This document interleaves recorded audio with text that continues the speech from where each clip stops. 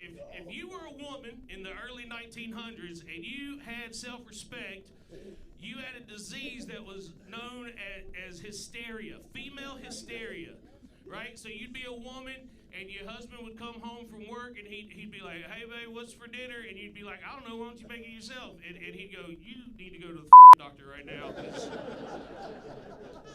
something's wrong and I'm worried about you. And so you'd go to the doctor, and the doctor would say, what seems to be the problem? And you'd go, well, first of all my husband thinks I'm good for is cooking and cleaning and I'm not allowed to own any property, and I can't even vote to make any changes to this. And then the doctor would be like, oh my God, this is one of the worst cases I have ever seen. You're hysterical. And that was the diagnosis. But have no fear.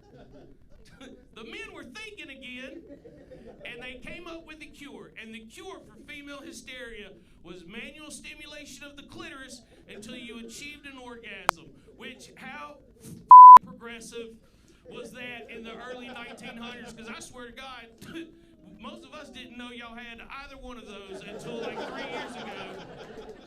But here's the problem, though, with the cure for hysteria was that was only one part of the medical community. The other half, they thought that the cure for female hysteria was a full hysterectomy, which is the removal of a woman's reproductive organs. So while one part of the medical community was saying, you know what we should do? We should give them pleasure and joy. The other part said, what if we just made it where they didn't have periods anymore, and then that would probably solve a lot of our problems, you know? And look, there's nothing funny about a woman being forced to have a hysterectomy.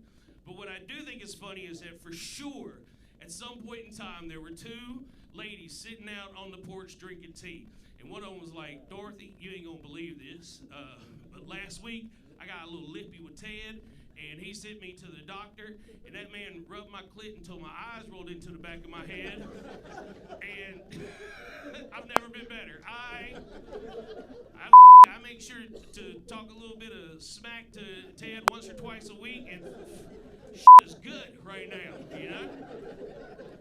So then a couple weeks later, Dorothy shows up, she knocks on the door, Barbara answers the door, she's like, Barbara, I don't know what doctor you went to, but I did what you said and they ripped my uterus out.